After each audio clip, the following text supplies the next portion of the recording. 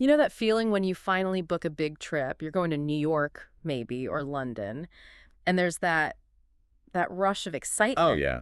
The "it's actually happening" feeling. Exactly. But then for a lot of people, especially if English isn't your first language, another feeling creeps in right behind it. The anxiety.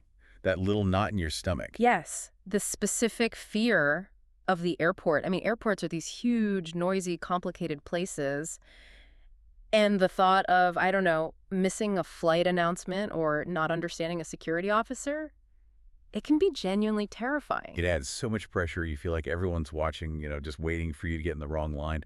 And honestly, even for native speakers, airports are stressful. That's true. But you add that language barrier, and the simple process becomes this huge obstacle course. Which is exactly why today's deep dive is going to be a bit different. We're not just analyzing a topic, we're kind of running a simulation. I like that. A simulation. We're looking at a great source from the Easy English Cafe. It's a script that follows two characters. Sophie, she's the experienced traveler, and Leo, who is so excited for his trip to New York, but is really nervous about the airport part. Right. And our mission today is basically to shadow Leo. We're going to walk through every single step with him, from his bedroom all the way to baggage claim. And we're not just going to list vocabulary, we're going to look at the real situations where you'd use these words. It's about understanding the why behind the language. So that when you, our listener, are in that situation, you feel confident, not confused. And just a note on style, we're going to keep things really clear today. We know a lot of you use these deep dives to practice your English, so we'll keep the pace relaxed, easy to follow. Okay, so let's jump in. We're in Leo's bedroom. The trip hasn't even started, but the drama is already underway. The packing drama, the first and maybe worst stage of any trip. It is. So, in the source, Leo's looking at his luggage, and Sophie immediately makes a really important distinction between the suitcase and the carry-on. It sounds so basic, but mixing these up can cause a real headache later. So Leo has this one huge bag. The source says it's big and heavy. That's the suitcase. Right, or what the airlines call checked baggage. This is the one you say goodbye to at the check-in counter, goes under the plane, and you just hope you see it again. Fingers crossed. And that's where you put your clothes, shoes, all the heavy stuff. And then there's the carry-on. For Leo, this is his small backpack, and the name says it all right. You carry it on the plane with you. It never leaves your side. This is your lifeline. Your passport, your phone, maybe a book. And Sophie points out it's also your safety net. You put valuables in there just in case the big suitcase decides to take a different vacation than you do. But Leo immediately runs into a problem. He puts his big suitcase on a scale, and it's 25 kilograms. Oof. Yeah, and Sophie flags this right away. She points out that the limit on most international flights is 23 kilograms. That 2 kilo difference doesn't sound like much, but to an airline, it's a lot of money. It is. And this brings us to a phrase that no traveler ever wants to hear. Excess baggage fee. Exactly. It's a penalty for being overweight. And it's not just a few dollars. It can be, really expensive. So Leo does what I call the pre-airport shuffle. He opens his suitcase back up and pulls out a big, heavy jacket. And he shoves it into his carry-on, which is the smart move. Right. Airlines are super strict about the checked suitcase weight, but they're often a little more relaxed about the carry-on, as long as it physically fits in the overhead bin. So he's shifted the weight, problem solved. Before he leaves, though, Sophie checks his documents. And this is where the source highlights a big change in travel. Yeah, we're not talking about old paper tickets anymore. Yeah. Leo just points to his phone. It's the e-ticket, or the digital boarding pass, just a QR code on your screen. Super convenient, but it does create a new kind of anxiety. Keeping your phone charged. Yes. But assuming his battery is good, Leo is ready. He gets to the airport, and the whole environment just changes. It's loud, it's busy, people are rushing everywhere, so the first thing they need to do is find out where to go. Sophie points into the departure screen. That's the huge screen, right? With all the flight numbers and cities, it's easy to get confused. Departures is for leaving, arrivals is for meeting people. A simple but crucial difference. So Leo finds his flight to New York, gets the counter number, and they head over. And this is his first real human interaction of the trip. The check-in counter. For an English learner, this can be pretty intimidating. For sure. But the source shows us that these conversations are actually very predictable. They're like a script. Totally. The agent isn't going to ask you about your life story. It's usually two simple questions. First, may I see your passport? And second, place your bag on the scale. And because Leo did that shuffle with the jacket, His bag is exactly 23 kilograms. Perfect, no fees. But then the agent asks a question that's not just yes or no, it's a choice. Would you like a window seat or an aisle seat? Ah, the great debate. It really is. The source actually spends a moment on this. Leo is 100% team window. He's the romantic. He wants to see the clouds. He wants to watch the city get smaller as they take off. He doesn't mind being a little bit trapped. No, the view is everything. But Sophie, she's the practical one. She advises him to get an aisle seat. Her logic is all about freedom. You can get up, stretch your legs, go to the bathroom. Without having to awkwardly climb over two sleeping people. It's a good point. But wait, we have to stop here. Because the word aisle, it's such a trap in English spelling. A-I-S-L-E. It is a notorious one. So many people want to pronounce that S. They say isol or isol. But the S is completely silent. It's a ghost letter. You just have to pretend it isn't there. It's pronounced like the word I, then ale, aisle. Aisle. Exactly. And, getting that one word right is such a confidence booster. When you walk up and say, I'd like an aisle seat, please, it signals that you know what you're doing. That's a great tip. So Leo sticks with his choice, gets his window seat, and they move on from the relatively calm check-in counter to, well, the most stressful part of the airport. Security. The source actually says Leo finds the security line scary, which I think is fair. Totally fair. There are officers shouting, buzzers going off, and you have to, take all your stuff apart in public. The vocabulary here gets very physical. You're dealing with objects. Sophie points out the plastic bin. That gray tray. Or sometimes it's blue. That's where all your personal things have to go. Your pockets, your jacket. And there are specific rules. You can't just dump everything in there. The source mentions electronics. Right. Laptops, tablets. These things are really dense, so they have to come out of your bag and go into their own separate bin. Yeah. If you forget, you're going to be the person holding up the whole line. Nobody wants to be that person.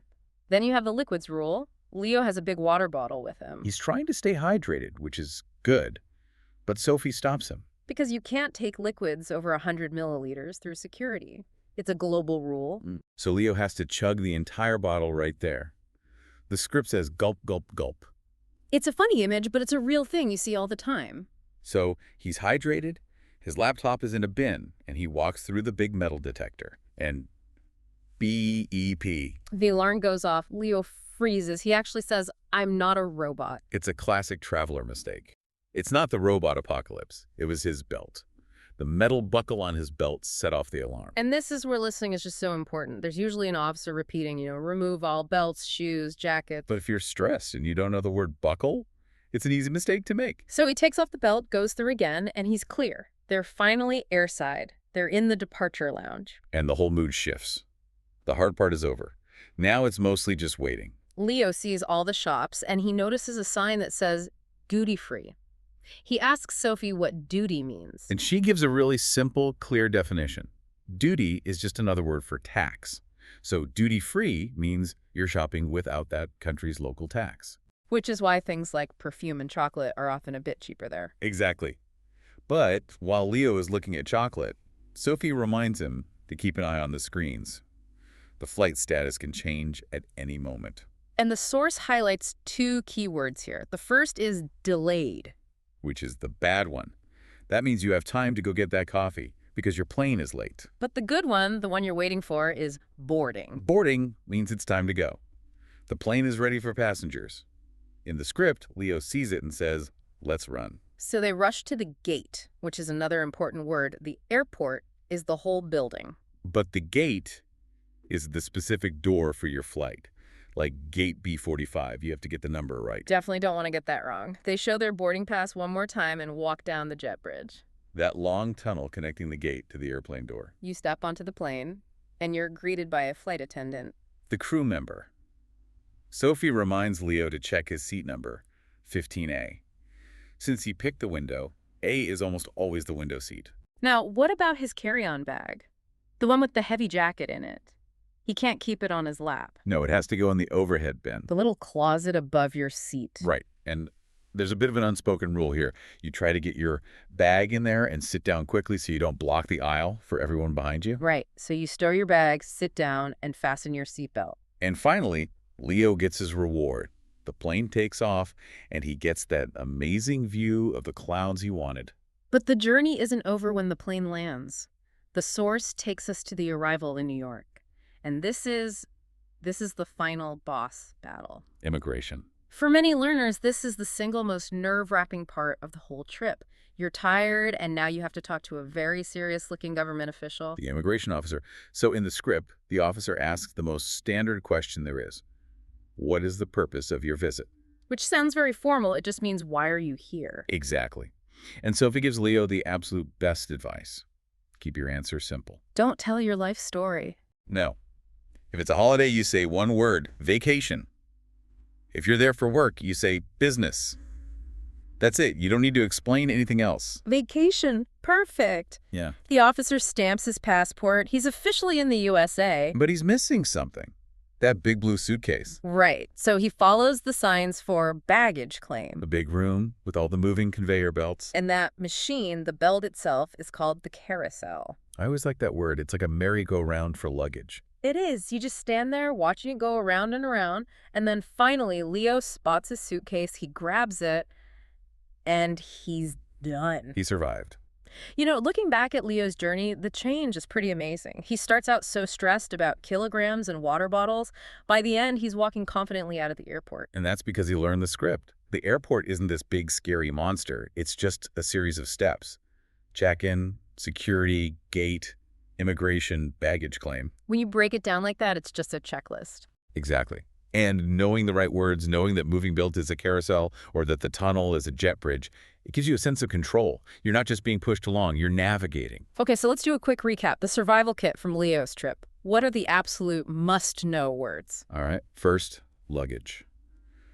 Suitcase for checking in, carry-on for the cabin, and watch that weight limit. Second, your seat. Window for views, aisle pronounced aisle for freedom. Third, at security, use the bins, take electronics out, and no liquids over 100 milliliter. Fourth, find your gate, put your bag in the overhead bin. And last, at immigration, keep it simple.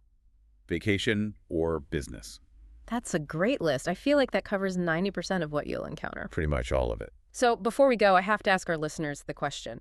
We know Leo is team window and Sophie is team aisle. Where do you stand? It really is a personality test, isn't it? Yeah. The dreamer versus the pragmatist. I have to admit, I've always been a window person, but after this, the idea of not having to climb over anyone, I think I might be converting to team aisle. Come on over. We have more legroom. Huh. Well, whether you're team window or team aisle, we just hope this little simulation helps you feel more like a confident Sophie and less like a nervous Leo on your next trip. Absolutely. Travel is one of the best things you can do. Don't let the airport logistics stop you. Just learn the words, pack your bag, and go. Thanks for diving in with us today. Safe travels, everyone.